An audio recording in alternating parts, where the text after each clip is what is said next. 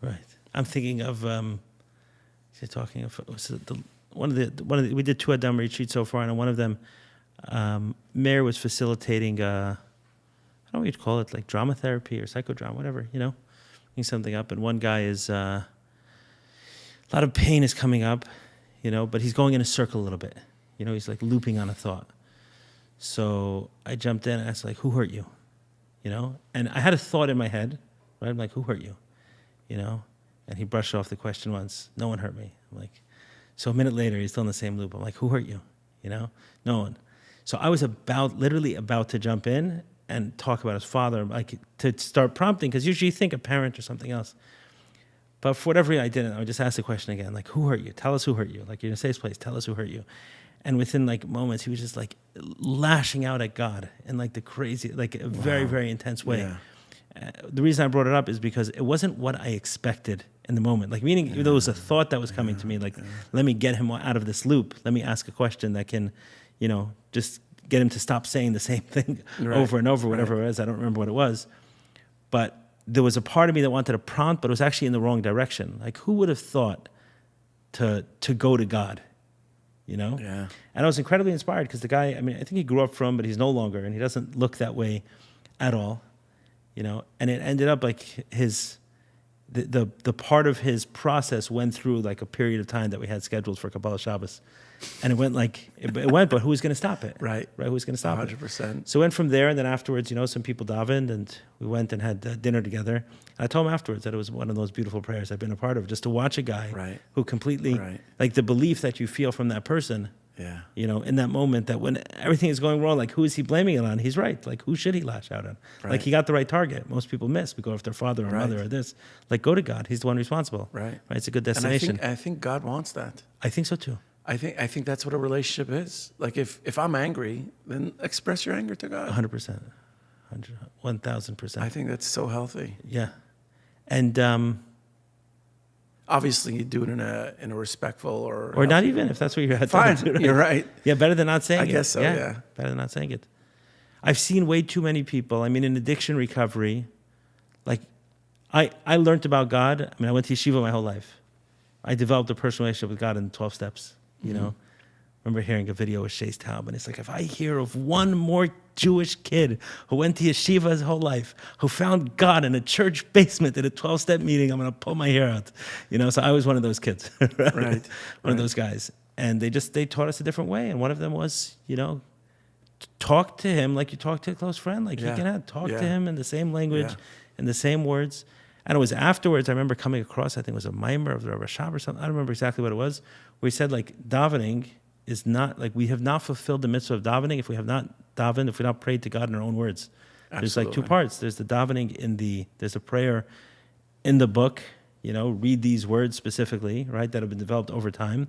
But, I don't know that Avram had these, going back to him, that he had this prayer book. Right. Some of these were developed by the Arizal or others, right? Right.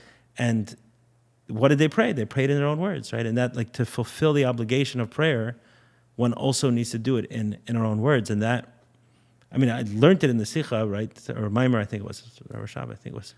But it wasn't said I'm sure it was said. It didn't land for me. Right. And, when we did davening every morning in school, we did prayer every morning in school, they didn't say, okay, now it's 5 minutes. Right. right, for you to do it in your own words. And I learned that in a 12-step meeting. Yeah, wow. And my own words at the time were, they were angry. This guy was lit up. He was lit up when he had a lot of pain. He suffered a lot of pain in his life, and he had to get it out. But the reason I brought that up, I thought of that is because you were saying that, sometimes when you're talking to someone, they're going to give you something that you're not, like, an idea you're not going to give yourself, and sometimes like a prompt is much better than advice. Yeah. So yeah, of course there's going to be prompts, but yeah, you just want them to figure it out on their own. Right. It's almost like you could start seeing things. You could see the trajectory of someone's life, but you can't do anything about it. They have to figure it out themselves sometimes. Say more. In this work, you just notice patterns, the way people breathe. You already know it's almost like they're giving you their life story. And I can't read everybody to 100%. But if I start speaking to somebody, I could start getting awarenesses of what where they're insecure or what a limiting belief is that they have. And for me to just come out to them and say, hey, you have this limiting belief that you're not good enough, and this is how your life is going to work out for the next 20 years, that's probably not a good thing to say to somebody. Right. But my hope is that they work on themselves and they change that trajectory and they find it themselves. And I see it sometimes with friends. I have a friend he has a very rocky relationship with his wife, and he knows what I do. He's come on my workshop, one of my best friends, and I'm just watching him, and there's nothing I could do. Right. He knows I'm there. Like, I keep saying, hey, I'm here for you.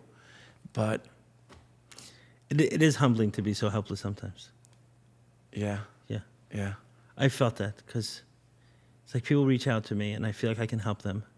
And then there's someone close to me who I feel like I want to help them. you can't. You can't do a damn thing.